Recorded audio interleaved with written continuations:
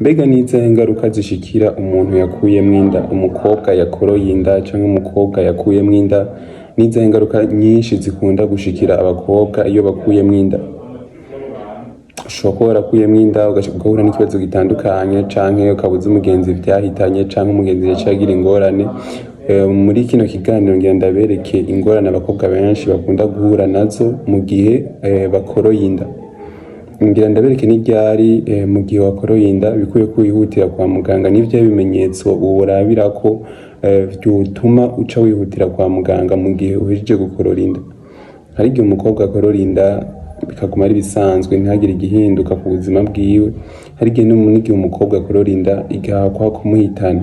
Ngira ndabereke ibintu bikunda guhitana abakobwa igihe bakoroye inda. Ngira ndabereke ibintu bishika kuri 5 hano nabateguriye bikunda guhitana abakobwa iyo bakoroye inda. Ushobora kuba warakoroye inda ntihagire ikibazo ugira, ariko ushobora kuba warakoroye inda cyangwa ufise umugenzi yakoroye inda ikamuhitana canke ikamumerera nabi gose ku buryo ahakwa gupfa. Ngira ndabereke rero ibintu 5 bishobora gutuma umukobwa akoroye inda imuhitana. Nca ndabereka n'ibimenyetso urabirako vyotuma wihutira kwa muganga mu gihe uhejeje gukorora inda. Amazina yanje ni Irahunda Nelson, umunyeshuri mu gisata c'ubuvuzi arico ca medicine. Rero hano ikintu ca mbere gikunda guhitana abakobwa iyo ahejeje gukorora inda ni twise hémorragie sévère. Ni ukuvuga umukobwa arashobora kuva amaraso menshi cane mu gihe ahejeje gukorora inda. Ibyo rero bishobora guhitana ubuzima bwiwe, ni ukuvuga umutima ugahagarara ntubugisubira gutera bivanye nuko hasesekaye amaraso menshi igihe yariko arakorora inda. Ico nico kintu gikunda guhitana abakobwa benshi iyo bahejeje gukorora inda, ikibise hémorragie sévère, ni ukuvuga kuva amaraso menshi cane igihe uhejeje gukorora inda. Rero gukorora inda si ikintu ciza, si ikintu gihanuwe. Mu gihe wasamye inda ukwiye kwibaruka mu buryo bwemewe n'amategeko, canke ushaka gukorora inda wokwegera abaganga uko biri kose. Umuganga arafise impanuro yoguha canke yoguhanura, ndetse vyogufasha no kureka gukorora iyo nda, kuko benshi bakorora inda ku mvo nyinshi ziba zigiye zitandukanye. Ico rero cari ca mbere gikunda guhitana abantu benshi, nako kimwe mu bikunda guhitana abantu benshi canke abakobwa benshi iyo bariko barakorora inda zabo. Ikindi ca kabiri ni avortement incomplet, ni ukuvuga urashobora gukorora inda ariko umwana ntaveyo wese, canke hagasigarayo uduhimba duto duto tw'umwana, ugasanga hasigayeyo ibihimba vy'umwana, canke inda ntiveyo yose, ugasanga wakoroye inda gusa ntiyavuyeyo yose. Rero ivyo bintu biza gusigarayo birashobora gutuma uva amaraso menshi, canke ukaca usanga uri kugira andi ma infection akomeye cane, ma infection yica. Ni ukuvuga urashobora gukorora inda ugasanga inda ntivuyeyo yose, hari ibintu bisigayeyo vy'ibipandepande. Ivyo rero ivyo bintu biraza gutuma haba senyema canke uva amaraso menshi, kandi biraza gutuma ugira infection zikomeye gose zica.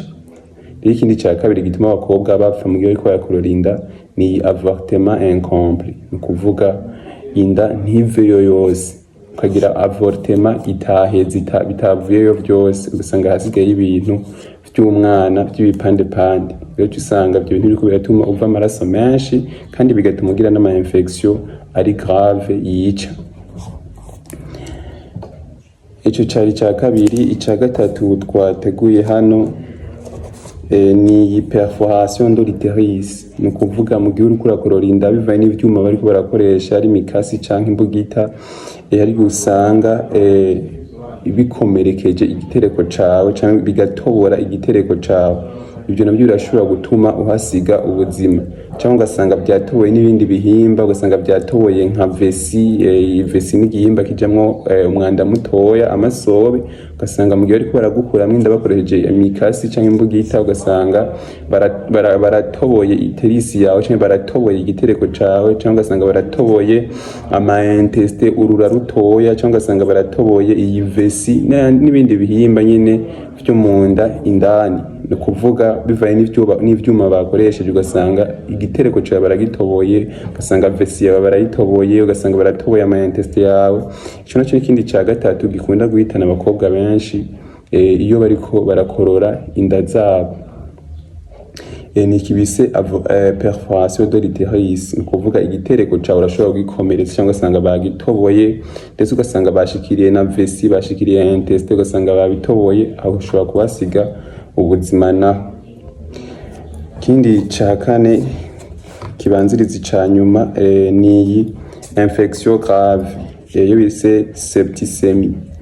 Ni kuvuga ubwira uko urakorora inda, izi infection arashobora kuba infection de l'utérus. Iyi infection igaca ija mu bihimba byinshi by'umubiri, ugasanga iraguhitanye bivanye nuko ariko urakorora inda ukoresheje ibintu byinshi bitandukanye, usanga haziremwo ama-infection ari grave.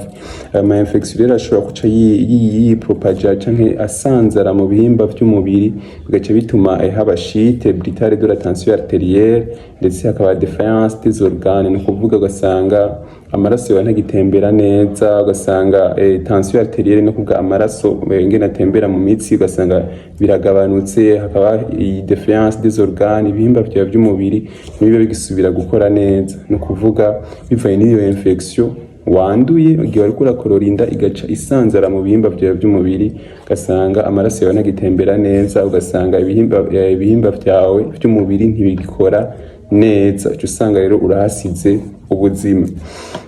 Icyanyuma duhereza ko ni utilisation des produits ou méthodes dangereuses. Hari imiti usanga bakoresha mu gukorora inda, imiti y'ikirundi yaba n'imiti y'ikizungu, ariko ugasanga iyo miti ntiyizwe ko n'abahinga, ugasanga iyo miti ntizwi, ugasanga ni ya miti y'ikirundi abantu baterateranye, cyangwa n'imiti imiti nyene atwese medicament non contrôlé. Ni kuvuga imiti itasuzumwe cyangwa imiti wikuriye ahandi ku mugenza ubwo ati je bambwiye nkoresha iki, ugasanga aranakubeshe, cyangwa ugasanga mu bikoresheje nabi, ugasanga imiti yariyo ariko bayikoresheje nabi, cyangwa kuko ubuhinga mutabuzi, ugasanga unwe nk'imiti myinshi, cyangwa unwe imiti wivangavanze, cyangwa ugasanga unwe imiti itariyo. Ibyo birashobora gutuma aba ama-infection, cyangwa usanga unabifiriyemo bivanye nuko wakoresheje ya miti nabi, kandi wakoresheje n'imiti itariyo, kandi usanga wakoresheje n'imiti y'ikirundi iri toxique cyangwa irimwo uburozi. Rero usanga ibyo biraguhitanye. Ni kuvuga ni utilisation des produits ou méthodes dangereuses. Ni kuvuga imiti wakoresheje cyangwa ubuhinga wakoresheje, ugasanga wabikoresheje nabi, biraguhitanye. Rero ibyo ni ibintu bigera kuri 5 twabateguriye bikunda guhitana abakobwa benshi mu gihe bariko barakorora inda zabo. Mbega gushobora kuvuga n'iryari no kwihutira kwa muganga, n'ibyo bimenyetso norabira ko byotuma nihutira kwa muganga mu gihe mjeje gukorora inda. Mu gihe cyo gukorora inda hari ibimenyetso ukwiye kurabira ko byotuma wihutira kwa muganga kugira ntuhasige ubuzima. Ikintu ca mbere twohera ko niyi saignement abondant après l'avortement. Mu gihe uhejeje gukuramwo inda ukabona uri kuva amaraso menshi cyane, ukwiye gushika kwa muganga, kuko ushobora gusanga habayeho ya perforation de l'utérus nababwira, ushobora gusanga habayeho ama-avortement incomplet, ushobora gusanga habayeho ibintu byinshi gose. No kuvuga mu gihe ubonye uhejeje gukorora inda, ushika kwa muganga mu gihe ubonye amaraso, uri kuva amaraso menshi mu bihimba byawe by'irondoka. Ico nico kintu ca mbere no babwira. Mu gihe uhejeje gukorora inda ukabona uri kuva amaraso menshi cyane, ukwiye gushika kwa muganga wihuta. Ikindi ca kabiri worabira ko ni douleur intense. Ni kuvuga mu gihe uri kurababara gose, iyo uhejeje gukorora inda ukumva ububabare bwinshi gose, ntuvyirengagize, shika kwa muganga wihuse mu gihe uri kuragira ububabare bwinshi.